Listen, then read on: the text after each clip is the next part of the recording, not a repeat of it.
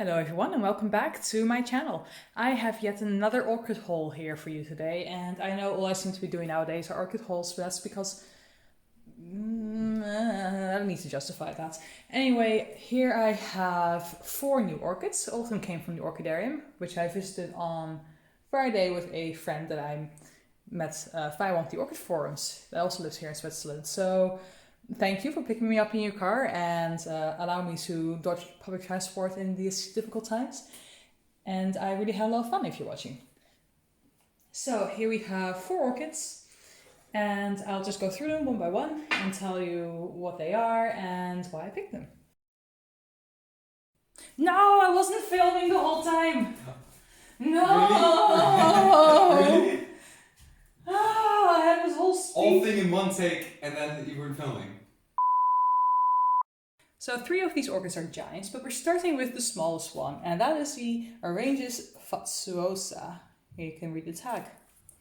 Now this orchid is really quite small. It's it's not a miniature, I think. I don't think it counts as such, but if you just compare the leaf size to my thumb, you can see it really is quite a small plant. And I picked this plant because it's actually been on my wish list for a little while. It's, if I remember correctly, the Aerangis orchids, or this one at least, come from Madagascar. And I always like this one a lot because of the pure white flowers. It just looks really pure and sweet to me. Now, at the moment you can't see that very well because the flower is fading. The moment I took it home, I think it just disagreed with the humidity in my apartment, as most new orchids do, and it just started to fade. But we do have a second bud on the way. So when that blooms, I'll be able to show it to you in its full glory, hopefully. Now, one interesting thing about Aerangis orchids is, and don't quote me on this, because the last time I read about this was a long time ago, I think 1.5 years ago when I first started out with orchids or something. But you see, you have these very long, what they call spurs at the end of the flowers. Let's see if I can show you best. There we go. Now, supposedly the nectar is at the end of the spur. And this is done in such a way so that only moths with very long tongues can come and collect the nectar and thus the pollen. And this is supposed to be some sort of selective spread of pollen so that the pollen ends up in other Aerangis orchids and not in other types of flowers or plants. If I remember correctly, don't quote me on this. So yeah, and another reason I picked this orchid is because, well, I can't really show you right now because it's difficult to look into the pot with the algae and all the debris. And there doesn't seem to be very much on the side either way. Like we have a root here and here and here. So we have a few roots. But one of the other reasons I had this plant on my wish list is that the root tips, the grown root tips, are golden colored. And I really quite like staring at root tips as they grow. And I thought it'd be very nice to have some in a different color from usual. So all those things combined made me pick this one up, and I'm very happy that I found it at the Orchidarium. And again, when the bud opens, I'll show it to you in bloom. Now we have a very considerable size jump to what I bought as a no ID Cattleya or Lelia or something of the sort. And I have recently ID'd it, and the ID has been confirmed by the Orchidarium as well. But first I just want to show you the size difference. Can you see that little Aerangis down there? So a very considerable size jump, and it is not even the biggest orchid that I bought on Friday. So in the end, this turns out to be Cattley Zip, also known as a cross between Cattley tenebrosa and Cattley milleri. It used to be known as Lelia, but apparently they changed that in recent years. So, of course, you can call it whatever you want. I'm pretty sure for us hobbyists it doesn't really make a difference. But the main thing that I like about this orchid is its really vibrantly colored bloom. I'll take you for a close-up. So you see, and actually what I see on the screen here is a pretty decent representation of real life. Usually my camera doesn't handle reds so well. The lip in real life is a little bit more purple than what you see here, a little bit more cool purple. But beyond that, it shows things quite nicely. It has a very nice gradient of rust red, orange, all the way down to more yellow-orange in the petals. And you have these little stripes or striations running through it, which you can kind of see on camera. And then, of course, you have the frilly lip, which is so common to lots of Lelias and Cattleyas. And here you have that very typical veining on the lip. And again, in real life, the color is somewhat more cool rather than this. And on camera, it looks a bit more pink than it actually is. But all in all, I think it's a stunner. And usually, I'm not really one for Cattleyas and Lelias and the like. Usually their frilliness doesn't really appeal to me. But this one does, possibly just because of the very straight, forward and modern looking, I would almost say, petals and sepals that it has. And there's only a little bit of frilliness on the lip itself. So this for me, it's quite nice. I love it. It's very nice. And good news, we have 4 more buds on the way. So we've got 1, 2, 3, 4. 4 buds on the way. So even though this flower seems to be slowly fading because the sepals have drooped forward more than they are drooping forward more than when I bought it at the Orchidarium, I think that we will have new blooms very, very soon. And this is the base of the plant itself. Now you can see these are pretty large growths. Like, I think this is definitely the largest Cattleya Lelia type that I have, but that's not a surprise considering that the other 2 are actually quite small. I only have 2 other ones. This is my 3rd Lelia / Cattleya. It looks pretty healthy to me. As you can see, it has a lot of bulbs in there already, lots of leaves, so it's a pretty sizable plant with lots to fall back on. The roots, as you can see, are kind of overflowing the pot. So I'm assuming there's a lot down there as well. And we have 2 new growths. We have a new growth over here, which is quite developed already, but of course far from mature. And we have a new growth over here. So I look forward to having this plant in my collection, and I'm sure it will grow very well, the amount of reserves that it has. And when I have more of the buds open and in bloom, again, I will show it to you. One thing I forgot to mention, that's a bit of a drawback, especially for a Cattleya type, is that it doesn't have a scent. At least I haven't detected one yet. Let me check. No, still no scent. So that is the one major drawback of this Cattleya type. However, I feel like the beauty of the flower is quite enough for me. I really like these oranges, and this just does it for me entirely, so that's great. And now we have another size jump, albeit a little bit of a smaller one in the vertical dimension, but a large one in the horizontal dimension, which is my very first multifloral Paphiopedilum, in fact my very first Paphiopedilum full stop. It is the Paphiopedilum Lady Isabel. I'll show you the tag. So that's what this one is, Lady Isabel. And I know there's a lot of roots in this spot because when I try to put the tag back in, it's like I hit a brick wall. I just can't get the tag in there.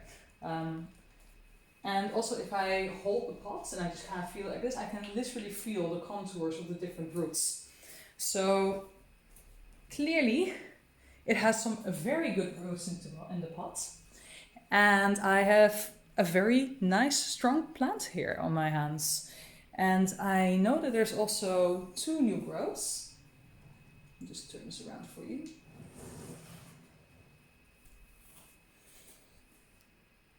So we have a new growth over here, a larger one, and a smaller new growth over here.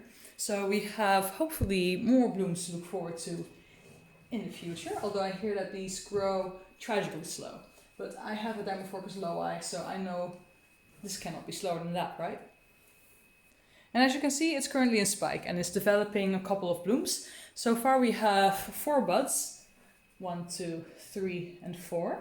And my bad, 5. There's a 5th one all the way out here at the very tip. So we have 5 buds developing, which is very exciting. And we have the first one over here opening up, and it's slowly unfurling the outer sepals. I will take you in closer, but before I can do that, I need to move one of my new Cattleya types. Hey Ponder! You having fun up there, Ponder? Ah, cutie. We have a petal here, and we've got a second petal here that's kind of stuck in the dorsal sepal. And we can start to see the lip poking out over there. So I hope this will be open fully by tomorrow, maybe the day after tomorrow, and I'll be able to enjoy my very first flower. Because actually I don't fully know what it looks like, because as you can tell, there's no open flowers on this orchid yet. And they also didn't have a specimen that was fully in flower, only a second one in spike. So I kind of bought this one based on how good the plant looks and the images I saw online and recommendations. So I'm really looking forward to seeing what this actually looks like in full bloom. So that's the lady Isabel. And I got her because last fall I went to Orchidarium and I saw a St. Swithin in bloom. And it was the very first time I saw a multifloral Paphiopedilum in real life. And I just thought it looked incredibly regal and very elegant. So I decided that I would get one for myself. But I was told to come back in the spring because that's when most of them were in bloom. Now, of course, certain things happened around the world which made it impossible for me to go earlier in spring. And unfortunately at this point most of them were already out of bloom. But this one was just now making its spike. Yeah, that's why I couldn't see any of them in bloom first. But I just want to show you that there is one major drawback, and that is the sheer size. So let's say the wingspan or the leaf span is about 85 centimeters. For the Americans I'll put an inch conversion on the screen. So that is very substantial. I don't know where to leave it, honestly. I've got some temporary places now, but for a permanent place I'm having trouble finding a good solution because there's no way this can go on my wall. It will probably take the space of like 8 other orchids. So yeah, I need to think of a solution for that. And it gets worse because look at this monster. Yes, you see it right, I got 2 of them. And this is another multifloral Paphiopedilum. It's the St. Swithin, the one I saw last fall. And as you can see, this is a beast. It has so many growths and it has a flower spike starting right here. So if any of you know how long it usually takes for Paphiopedilums to develop the flower spikes, do let me know. I'm very curious to know what my waiting time is. But before that, let's just talk about the plant because that really is the wow factor in this one. We have what I think is a mature fan here. I don't know because, as I said, these are my first Paphiopedilums. So we have a mature fan here. Then we have a new growth here. That's new growth number 1. We have another growth which I don't know if it's mature or not. Sorry for the noise. That's my kittens trying to climb the leather couch and finding out their claws don't sink in. So here we have a second growth or third growth, which I'm not sure if it's mature or not. I think not. So that would be a second new growth then. Then we have the mature growth that's going to bloom. Then behind that, let me just turn the plant around. So this is the growth that's going to bloom. We have this one, which is a new growth. We have this one, which looks like a new growth. We have this here, which is a new growth. We also have this one here, and there's a small one behind it over here. So, oh, and a small one over there that I missed before. So how many growths are we at now? Let me count. 1, 2, 3, 4, 5, 6, 7, 8. This beast has 8 new growths at the same time. So that is quite spectacular. And in fact, when I was at the Orchidarium, I first got a different one, which was already in bloom. That was the only multifloral I had that was actually in bloom. And the owner actually looked at me and said, you know what, I have a better one.